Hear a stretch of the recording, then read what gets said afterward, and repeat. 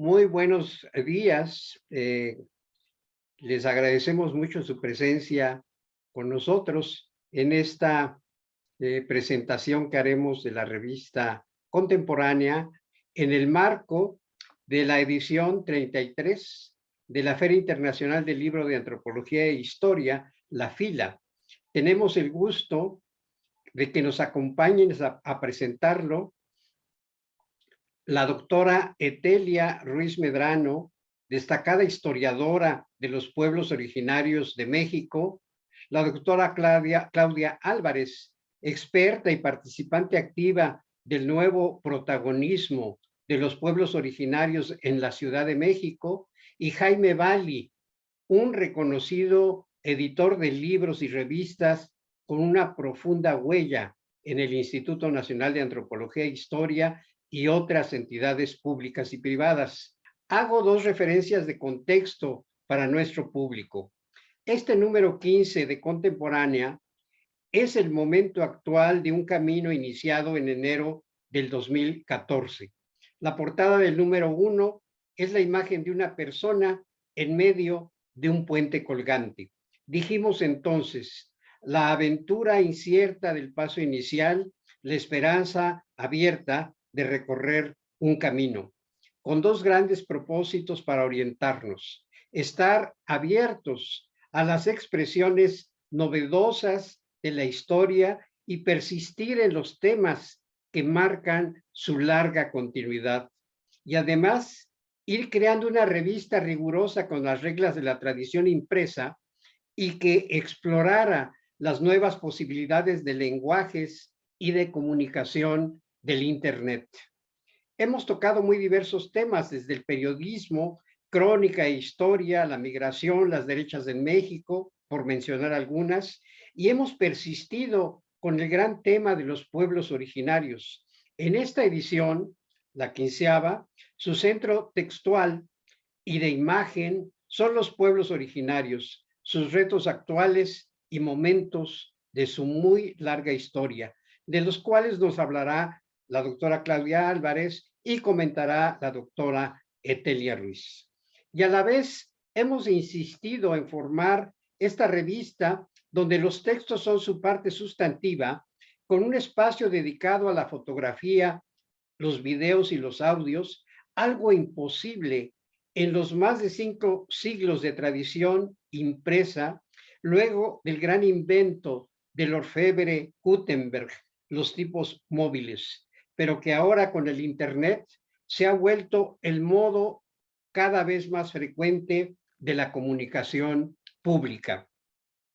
Tiene sus riesgos, donde un uso fallido puede sobreponer lenguajes, el texto, la imagen, el sonido, que no se comuniquen o se estorban y confundan, o bien por el contrario, modos de enriquecer la información que proveen los textos. Aún más, lograr hacer de estas vertientes originarias de la escritura, el mirar y el escuchar, fuentes válidas y dadoras de sentido, no solo ayudas para ilustrar al lenguaje letrado. Resumo entonces los dicho. Hay dos propósitos en este número 15 que se plasman. El primero, los pueblos originarios como vertebración de la historia de larga duración mexicana y sus momentos álgidos que ahora vivimos. El segundo, el reto de articular y enriquecer las posibilidades de estos varios lenguajes que nos ofrece el Internet. Con su permiso, presento ahora a la doctora Claudia Álvarez, quien con Mario Camarena coordinó los artículos de nuestra sección central del oficio y también la revisión a varias voces de textos importantes en Destexiendo a Clio, en particular la encíclica del Papa. Claudia es doctora en Historia y Etnohistoria de la ENA-INA, investigadora de la Dirección de Estudios Históricos, profesora de posgrado en Historia y Etnohistoria de la ENA, además de participante destacada del Consejo de Redacción de nuestra revista. Entre sus variados temas destaco pueblo y autonomía en la Ciudad de México, las mujeres en las formas de gobierno, mujeres defensoras de la tierra, y de sus muchos trabajos el muy reciente de las fiestas patronales de los pueblos originarios como escenarios del quehacer político. En Caminos de la Memoria, coordinación de Ana Portal, México, UAM, Juan Pablo Editores, 2021. Con ustedes, Claudia Álvarez. Adelante, Claudia. Gracias, maestro. Es un gusto poder compartir esta presentación del número de contemporánea con la doctora Etelia Ruiz, el doctor Jaime Valli y por supuesto usted.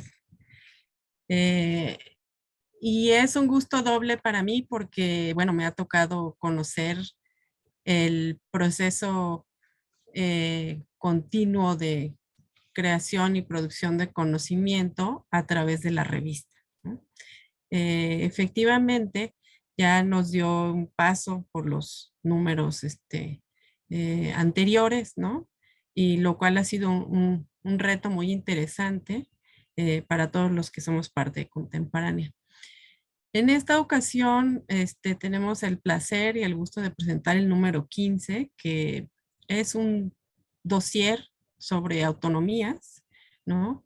Y quisiera comentarles rápidamente cuál fue este proceso, ¿no? De construcción del número, ¿no? Que tiene que ver efectivamente, lo coordinamos el doctor Mario Camarena y su servidora, tiene que ver con las investigaciones que hemos realizado a lo largo de pues casi ya 20 años, ¿no? En los pueblos de la Ciudad de México y otras geografías también de nuestro país y de otros países, ¿no? Que es un proceso de larga data, este asunto de las comunidades indígenas y la búsqueda de su libre determinación y sus autonomías, ¿no? Este diálogo en el que se plasma este número tiene que ver con esos procesos de negociación de la búsqueda y la disputa con el Estado, principalmente los diferentes niveles en que el Estado opera en las comunidades, ¿no? Y en el que están insertas las comunidades, obviamente.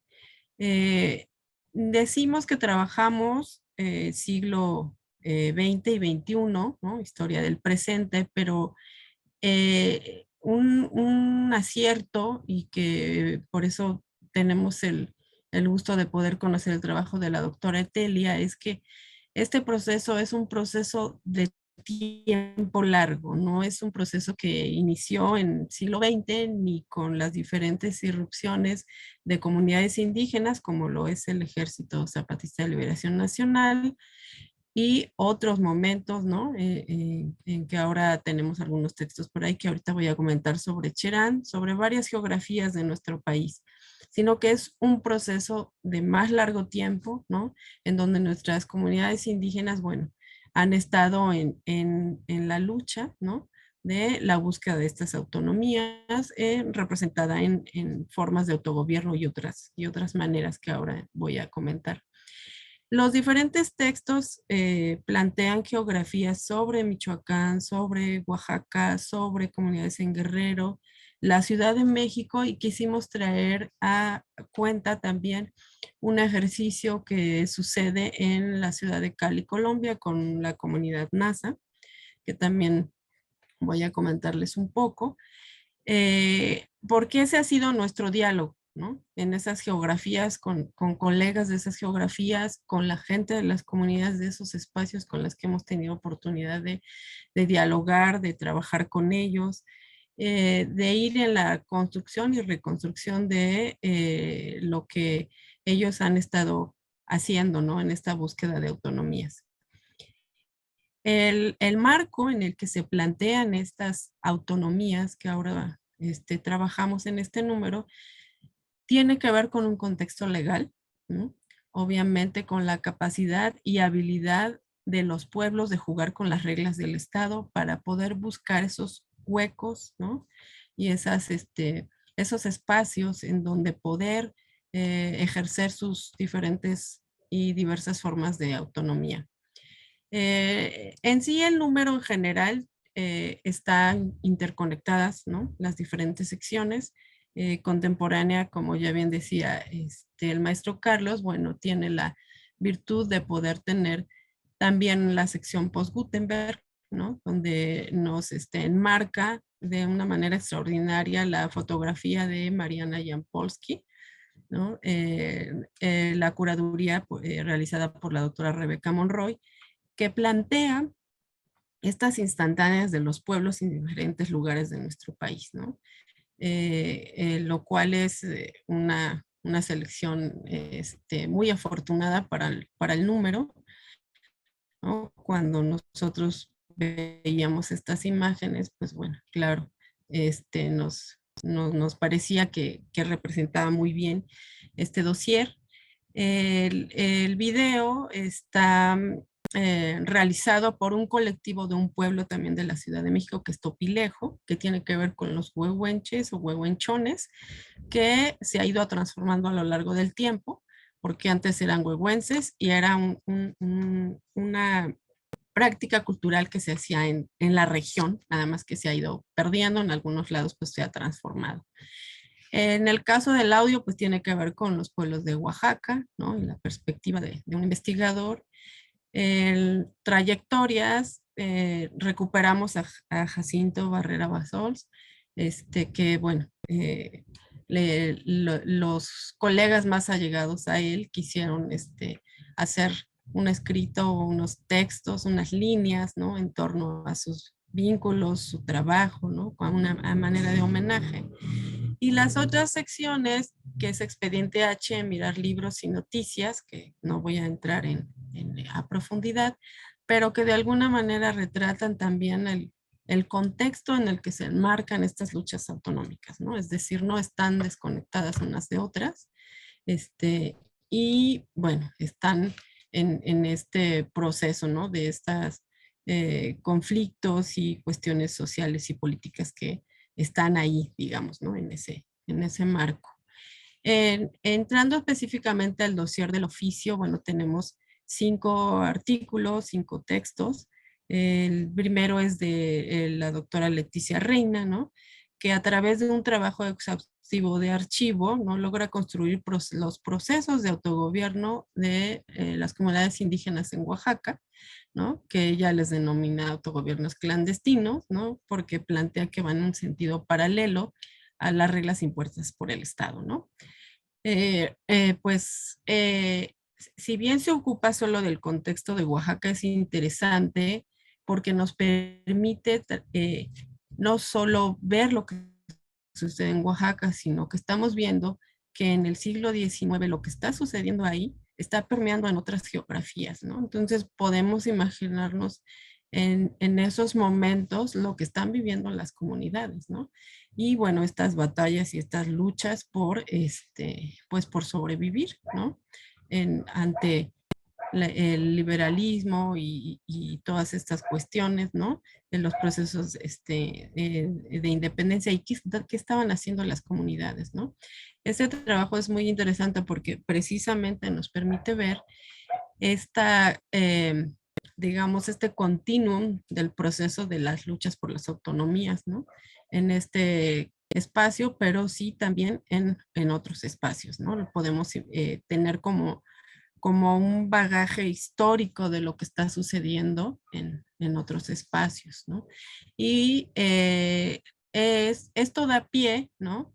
Para enmarcar muy bien los textos que siguen, ¿no? Que es el caso del texto de Rocío Martínez y Mario Camanena, que revisan el caso de Cherán. En el caso de Cherán, pues parece que damos un salto en el tiempo, pero en realidad el proceso es el que nos permite ver, ¿no? Esta situación, ¿no? En la zona purépecha y que ya es más del siglo XX, el siglo XXI, pero no en un sentido cronológico, sino también como parte de ese proceso de esas luchas autonómicas y que problematizan el asunto de la autonomía, ¿no? Que tiene que ver con la representatividad de los gobiernos ante la violencia, ¿no? Eh, y la historia, bueno, nos permite ver todo este proceso que sucede de estas luchas en el caso de Cherán, los invito a que vayan a leer los textos, ¿no?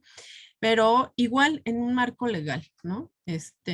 Hay diferentes niveles de gobierno y diferentes instituciones ante las que ellos plantean su derecho y sus diferentes derechos colectivos, ¿no? Como comunidad.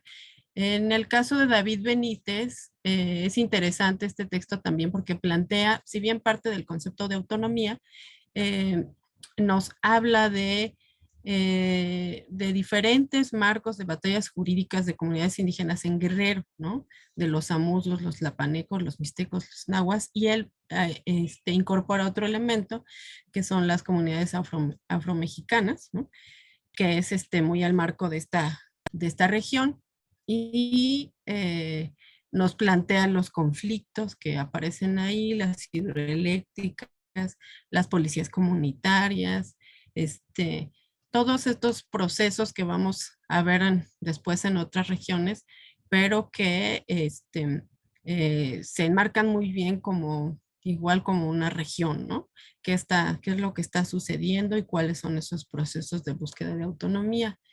En el siguiente texto, en el que tuve la fortuna de poder compartir con ustedes en este número, yo planteo el asunto de la Ciudad de México, específicamente en Tlalpan, pero dos luchas, ¿no? Que tienen que ver con la defensa del territorio y con el asunto de la representatividad.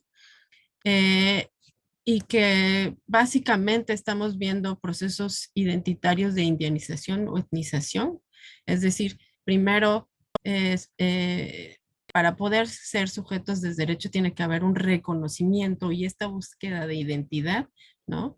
Es lo que apuntala para poder hacer estas luchas, ¿no? Ese proceso es muy interesante en todos los pueblos de la ciudad. Y por último, el texto de John James Cardón y Juan Manuel Pérez, ¿no? Que es el Cabildo Indígena en NASA, que es la comunidad que es desplazada, ¿no? Por todos los conflictos armados. En Colombia no hubo reforma agraria y entonces todos estos conflictos en torno a la tierra y el territorio, ellos son desplazados, llegan a Cali y reproducen, ¿no? Todas las prácticas culturales y comunitarias y exigen un derecho a la ciudad, ¿no? Esa parte es muy interesante porque estamos hablando de un proceso de territorialización, es decir, volver a retomar los territorios, aunque no es un territorio suyo, pero es una apropiación del territorio, ¿no? En fin, en general, para concluir esta participación, podemos decir que el dossier de autonomías es un ejercicio reflexivo que muestra las diversas formas en que los pueblos están en disputa por sus autonomías, ¿no? Los vínculos con especialistas, es decir, abogados externos y abogados también ya de las propias comunidades en la búsqueda de estas autonomías, ¿no? Y pues es un proceso que continúa, no es un proceso acabado, y los invitamos a que puedan leer la revista, es de acceso abierto. Gracias.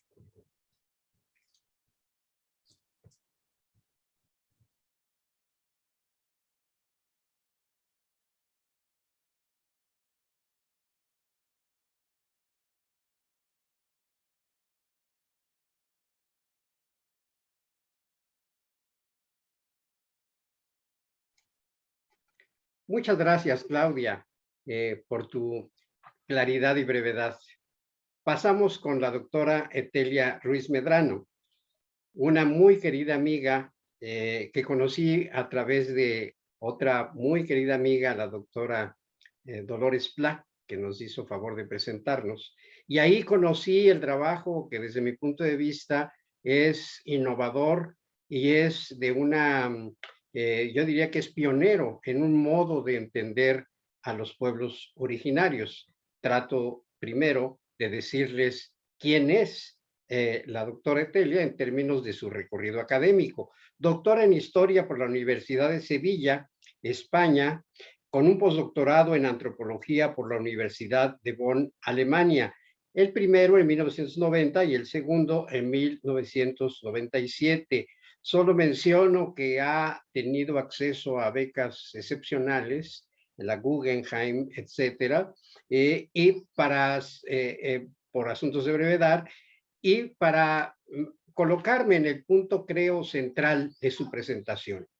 Es especialista, las muy pocas especialistas en historia de larga duración, en la etnografía de los pueblos indígenas del centro de México y de la Mixteca Alta, especialmente desde el punto de vista de la gestión y negociación política de los pueblos frente al Estado colonial, la monarquía, y al Estado-nación. Es autora de 11 libros, 4 de ellos publicados en inglés por prensas universitarias americanas. Entre ellos destaco el que cristalizó su aportación a la historiografía mexicana y de Estados Unidos sobre el tema Las comunidades indígenas de México, sus territorios e historias, de 1500 a 2010, de Boulder, Universidad de Colorado, 2010, el cual fue reeditado en 2011, y este libro ha sido considerado por la prestigiosa revista norteamericana Choice como esencial. Su trabajo es pionero en la recuperación de los gobiernos indígenas y sus territorios en una perspectiva indispensable, la historia de larga duración. Dicho en breve, Etelia muestra que los gobiernos y los territorios de los pueblos originarios se consolidaron y en ocasiones se formaron bajo el dominio de la monarquía, con una gran flexibilidad para integrar y adaptarse a las nuevas reglas y preservar a la vez su cultura comunal y territorial. Es la gran herencia que les permite afrontar al otro gran cambio, el de las repúblicas, que les va a golpear en dos temas sustantivos: sus propias formas de gobierno y sus territorios. Por ese motivo, para nosotros es de suma importancia su mirada hacia estos textos del número 15 de Contemporánea. Por favor, querida Etelia, adelante. Pues muchísimas gracias, Carlos. De verdad es un enorme gusto ver no solamente cómo la revista ha estado generando tanto interés, ¿no? La edición es bellísima, las fotografías, sino además cómo ha sido logrando consolidar un proyecto que yo realmente no pensé, ¿no? En su inicio que fuera tan exitoso, no por ti, que eres muy brillante, sino por toda la competencia que hay en este tipo de revistas académicas, electrónicas, etcétera. Entonces, pues yo te felicito a ti y a todo el equipo que tienes, que es bastante interesante, y pues me alegra mucho, es un enorme gusto poder compartir el espacio, ¿no? Con la doctora Claudia y con el maestro Bali, ¿no? Con reconocido editor, y por supuesto no se diga contigo, del que he aprendido mucho. Pues mira, yo quisiera, a manera de conversación en los minutos que tengo, además de agradecerte tan generosa presentación, quisiera poder hacer un poco un análisis global, ya que Claudia nos hizo favor de ir al detalle de lo que son las, no solo participaciones, sino contribuciones de los autores en este dossier de pueblos indígenas. Yo creo que una de las cosas que vincula a todos los artículos es el hecho, bueno, obviamente, de las distintas estrategias para lograr el reconocimiento hacia el exterior por parte de los gobiernos elegidos. Con una mayor cantidad de aportación de archivos, especialmente me gustó mucho la manera tan detallada que entra en archivo la doctora Claudia, que me sirve además para partir de un hecho importante. El reconocimiento, y creo que es el caso de los otros pueblos, el reconocimiento pasa por una cuestión de justicia manejada en las fórmulas legales y constitucionales de todo lo que es la legislación mexicana. Igual en el caso de Mario Camarena, a pesar de que están sufriendo del artículo de Mario Camarena y de Rocío Martínez, a pesar de que están sufriendo embates de brutal violencia, ¿no? Que inician además justamente por la apropiación de los recursos de los malos, como señalan algunos de los testigos, ¿no?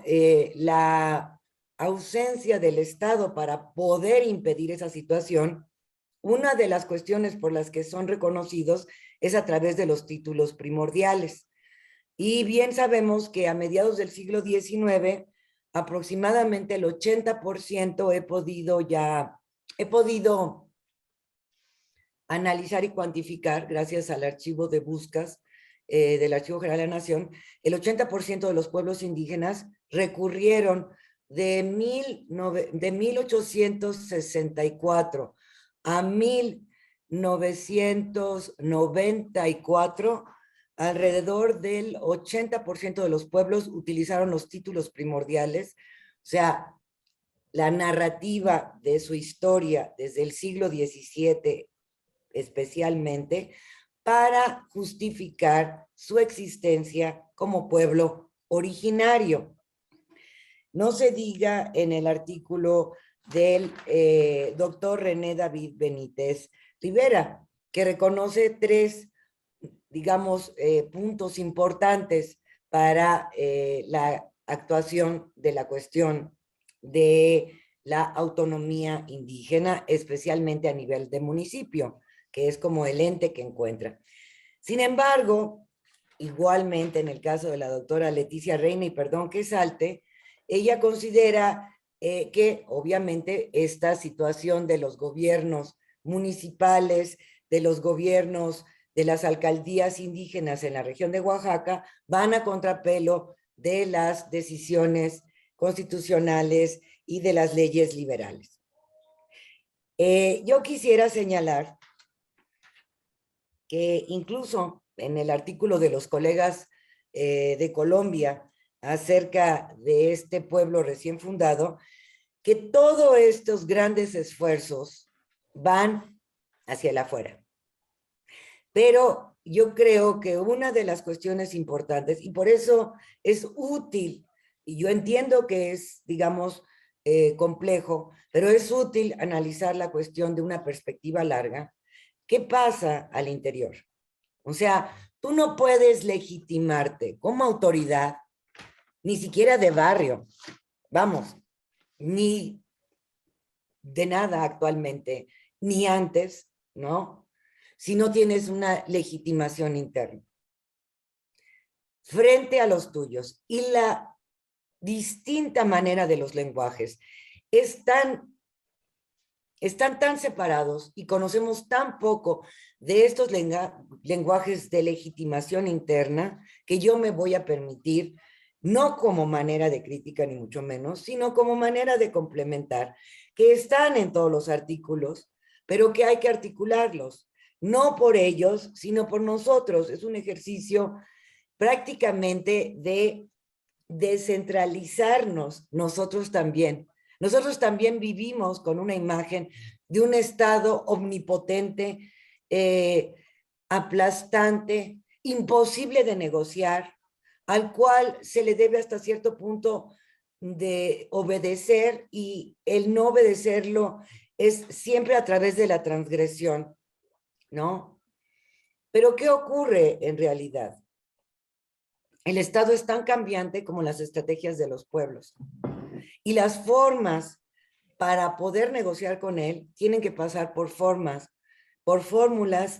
íntimamente ligadas a la legitimación por parte de los pueblos, de sus autoridades de manera interna. ¿Y cómo es eso? Bueno, es tan diferente la manera como pensamos las autonomías muchas veces, ¿no? Es que son igualitarias en términos de estas complejas sociedades. Y no es así.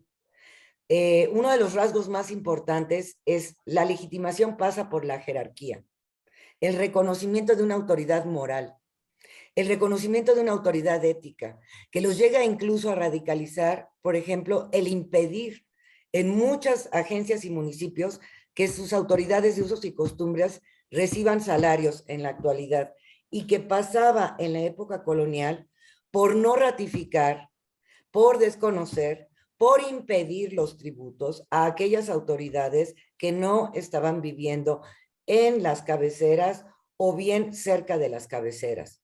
Y sobre todo aquellos que estaban viviendo en ciudades que estaban alejadas de los pueblos, como la ciudad de Puebla o como la Ciudad de México o la misma Oaxaca. Lo tercero es una particular esencia que tienen los pueblos acerca de lo que es la propiedad privada y que he visto en todo lo que he leído, si ustedes quieren mi experiencia modesta, si ustedes quieren que una autonomía fracase, por favor, hagan que los pueblos se organicen en cooperativas. Es el fin último de una red de socialización muy importante, que permite a los pueblos, incluso, como mencionan en Colombia, hay muchos casos en Oaxaca del Instituto Nacional Indigenista Autónomo, histórico, perdón, es que hablando de autonomía, que invita a muchos pobladores de la parte más alta de la Mixteca, que estaba realmente en un estado de sequía brutal en los años 50, les invita a radicar en la costa y les va a apoyar y les apoya con todos los insumos que requieren para fundar pueblos.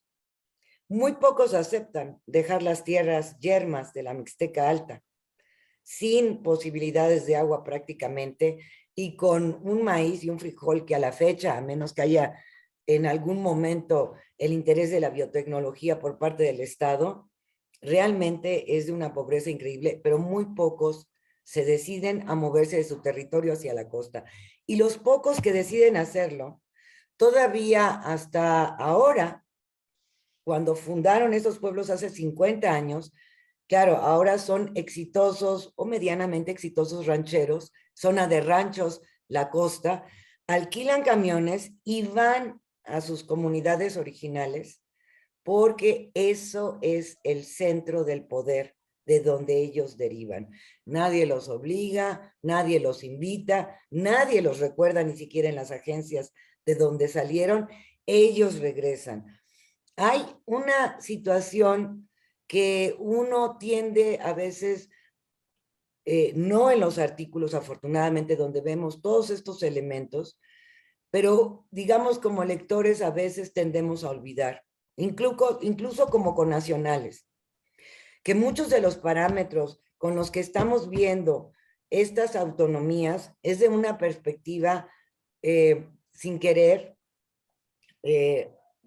no occidental, pero digamos, ellos tienen, para ser autónomos, que estar en tono de igualdad, son necesariamente, están dispuestos necesariamente a trabajar en lo colectivo, no tienen problemas con tener propiedad comunal, no hay un problema más que esconderse del Estado o tratar de obviar al Estado.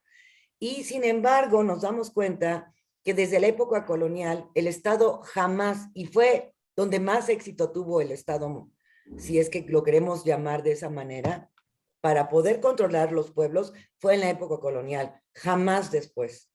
O sea, nunca ha habido un Estado capaz de controlar los movimientos políticos de los pueblos en su totalidad, sí de intentar dividirlos para lograr extracciones y para lograr imposiciones.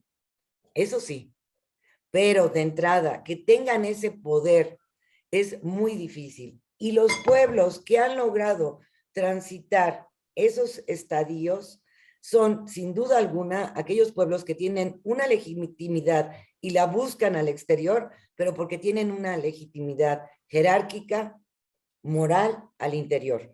Y esa legitimidad puede pasar por una serie de coyunturas de violencia desde el siglo XVI hasta la época actual, de negociación como los pueblos de la región de Tlalpan, en donde están viéndose acosados por las constructoras y por todo lo que son los radicados y todos los vecinos que no pertenecen ahí, como por pueblos alejados que aunque no tengan recursos, de todas maneras están sufriendo una serie de problemas de olvido por parte del Estado y arréglenselas ustedes, ¿no? Como por zonas controladas por el narco, como es la región de Michoacán, e incluso la región Amuzga que ha tenido, que analiza que se analiza de lo que hoy conocemos como Xochitlahuaca y que tiene su nombre en Amuzgo, ¿no?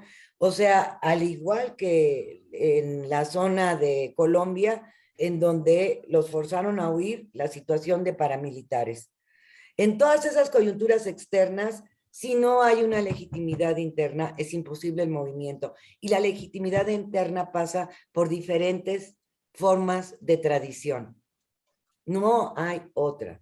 Si esa tradición no va acompañada con los resortes que permitan negociar hacia afuera, es un fracaso total.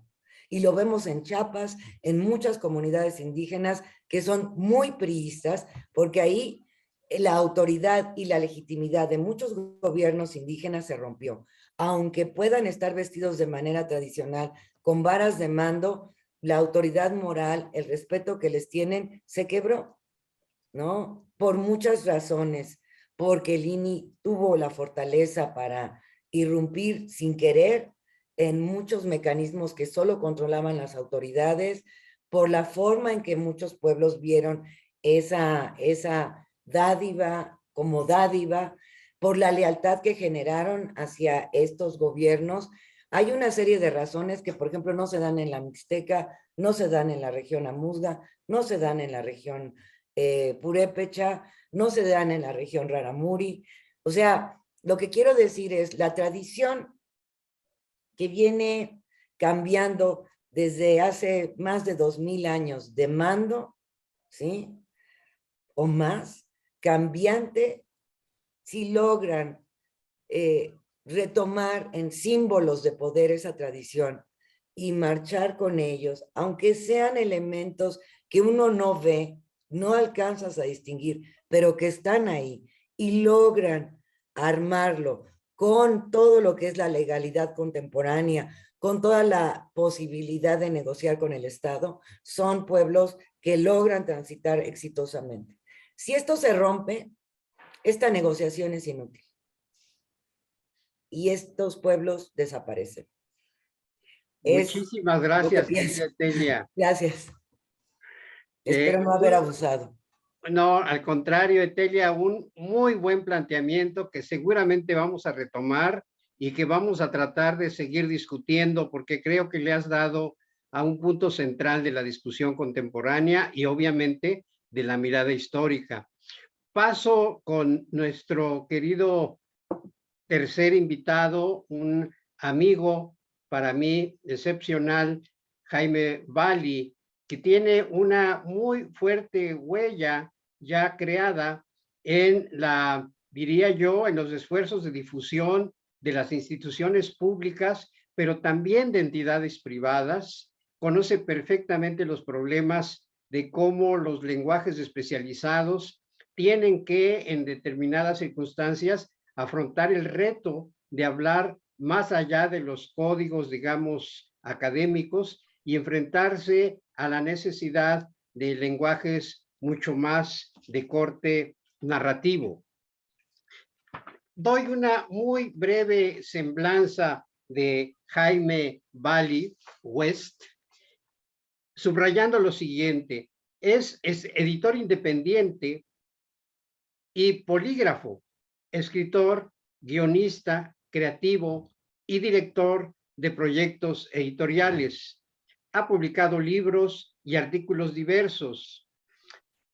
Subrayo, sin embargo, que ha sido director, editor y fundador de revistas que asumieron el reto para que los especialistas construyeran públicos amplios. Menciono dos casos centrales: Arqueología Mexicano y Relatos e Historias de México, que, como sabemos, son de acceso muy amplio y se consiguen en muy diversos establecimientos. Ha sido director y fundador de la Dirección de Difusión Cultural en la Universidad Autónoma de Chapingo, director de distribución en ediciones de cultura popular, director de publicaciones en el INA, coordinador nacional de difusión y director editorial de otra revista muy importante, la revista México Desconocido. A Jaime le hemos invitado con el propósito de que nos ayude a valorar, comprender y criticar, evidentemente, el modo en cómo esta revista intenta esta fusión, esta articulación de los lenguajes, de los textos, de las imágenes, del audio, del video. Adelante, querido amigo Jaime. Aprovecho para saludarlos a todos ustedes y al público que nos escucha en esta Feria Internacional de Lina en su edición 33. Sin duda, resulta muy complejo, después de escucharlos a ustedes, a Claudia, a Carlos y a Telia, intervenir, ¿no? Para tratar de dar algunas opiniones sobre contemporáneo. Le decía yo a Carlos por ahí un comentario que me parecía que la revista era genial, diversa y muy creativa. Particularmente, habría que felicitar a quien tiene la idea gráfica y a quien maneja la web, porque logra sin duda dar una imagen completa y al mismo tiempo ligera, que permite que quienes ingresen a la publicación puedan correrla con facilidad. O sea, digamos que estar a tono con los tiempos que corren en cuanto a los niveles de participación de la gente en lo que se refiere a documentos y revistas digitales, que es distinto finalmente a la etapa que se considera como la de Gutenberg. Yo creo que todo, desde tiempos inmemoriales, el hombre, la mujer, etcétera, ha tratado de comunicar, de establecer nexos. Por eso yo le decía a alguien hoy que, por ejemplo, los habitantes de Baja California que incursionaron en las cuevas de San Francisco tuvieron un interés particular de decir, vamos a dejar esto para la posteridad. Pensarían tal vez así o no, pero lo cierto es que dejaron en las cuevas mensajes que inclusive han confundido a los investigadores y se ha pensado que era un lugar donde vivían gigantes. O sea, he ahí pues los retos de la comunicación. Y yo recuerdo, por ejemplo, mi primera incursión, y claro, no se trata de hablar hoy de mí, pero viene al caso, porque hice yo en Chapingo, ustedes imaginan una comunidad en aquel tiempo, en el siglo XX, en el siglo pasado diríamos, en donde un contingente de estudiantes dedicados finalmente a la agricultura, a los procesos de producción agrícola, etcétera, etcétera, pues no tenían mayor interés en leer o comunicarse, inclusive en sus propias revistas tenían todavía un proceso en construcción. Y sin embargo, hice yo ahí una revista a la que llamé Simiente, y fue como en el interés de atraer a estos estudiantes al asunto de comunicarse con otras vivencias a través de la difusión que sería el cine, los libros, etcétera, y de todas maneras con la letra, para lograr llamar su atención. Contemporánea, en realidad, pues sí es su contenido es congruente con su título, ¿no? Es muy afortunado. Y la posibilidad de manejar imagen, de manejar las imágenes de nuestra amiga Yampolsky, de manejar el video y el audio, abre caminos para otros públicos. Sin embargo, siempre está la dificultad de que los investigadores sean capaces de transmitir las ideas con enorme calidad, como es el caso, y lograr que esta comunicación vaya más allá de sus pares. Se me invita para yo decir algunas cuestiones sobre este fenómeno de la incorporación de las revistas digitales al público amplio y sus elementos que las van construyendo de manera distinta, digamos, y en cierta medida genial. Sí, pero hay una cosa que debe quedarnos claro. La primera cuestión que tiene que tener una revista, y por eso pienso que Contemporánea lo tiene, es que los materiales que se presentan tengan gran calidad, facilidad para su lectura.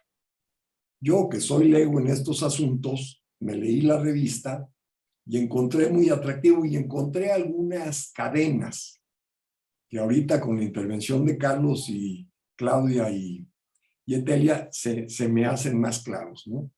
Por ejemplo, quien pueda leer desde afuera se va a dar cuenta que la revista trae este asunto de Fratelli Tutti, en el sentido de que se está hablando de una convivencia distinta, ¿no?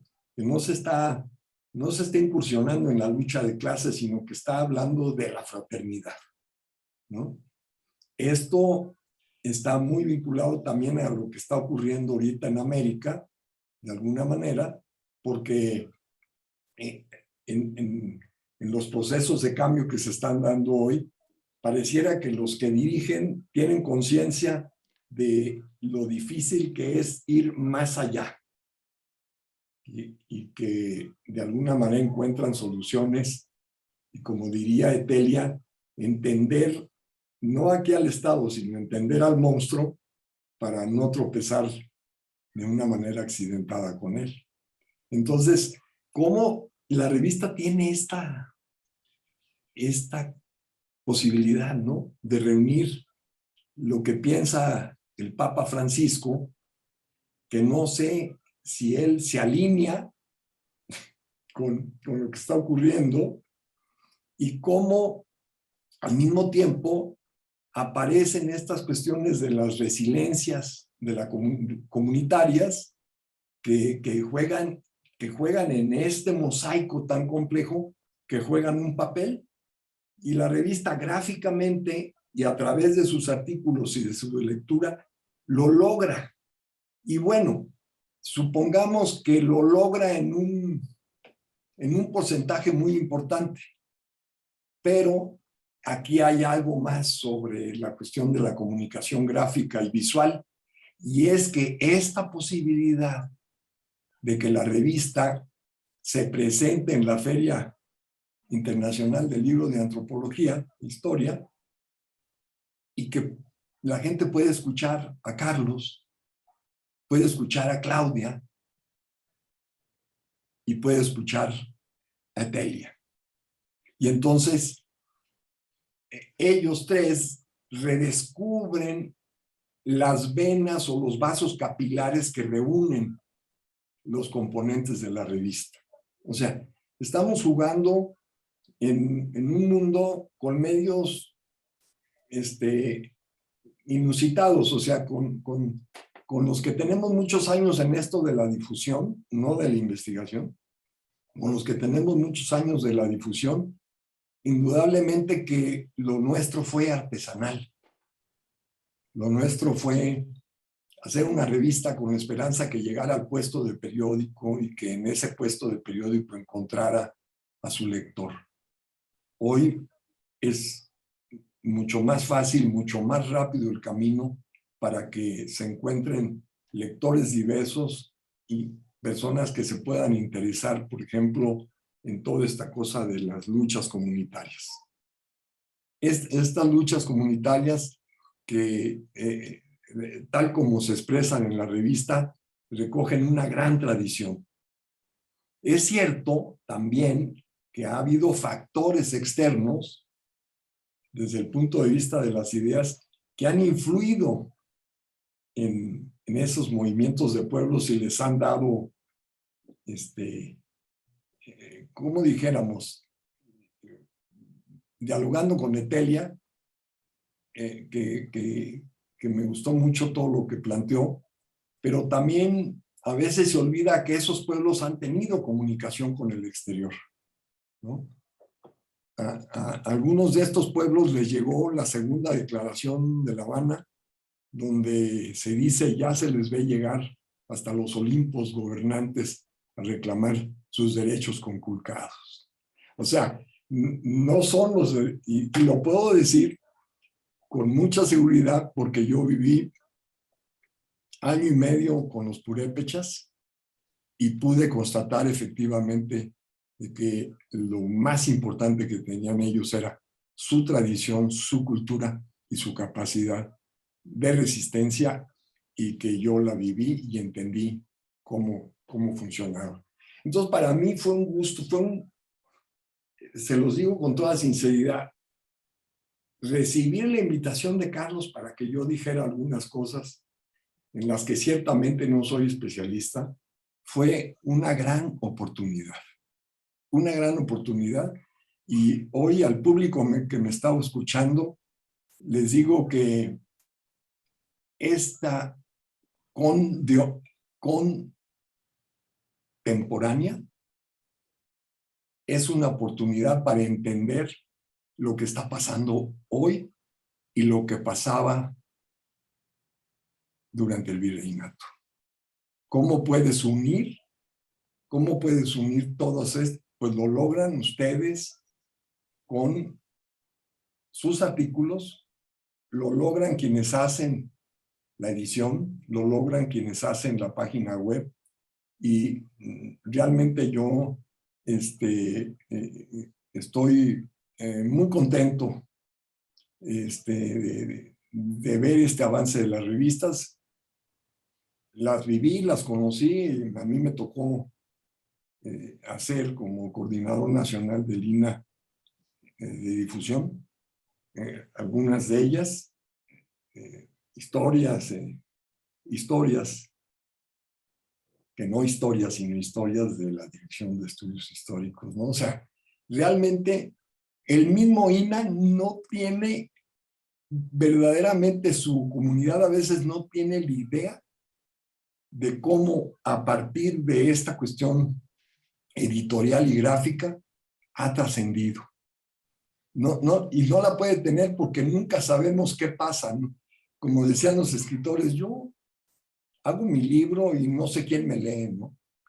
El INA hace sus cosas, sus investigaciones, y realmente no está enterada de quién los lee, ¿sí? Esa es la magia. Y esa magia tiene momentos en que no podemos asir exactamente lo que está ocurriendo. Yo, digamos, saludo al público. Sé que las intervenciones que hubo antes van a servir a quienes se especializan en esto o a quienes no, para entender lo que nos está pasando, no solamente a los pueblos de las comunidades, que en última instancia en esa resiliencia se han encontrado, además, se han encontrado. Y le va a servir también a quienes no nos hemos encontrado. Entonces, muchas gracias por su invitación. Muchísimas gracias, Jaime. No nos queda sino invitarlos, queridos amigos, a que sigan ustedes con las actividades de esta 33 edición de la FILA, que es muy rica en su catálogo de actividades. Agradecerles a todos los colegas que nos han apoyado para esta transmisión, y muchísimas gracias a nuestros participantes por sus generosas opiniones que nos dejan mucho material para nuestra propia reflexión. Muchísimas gracias y hasta luego.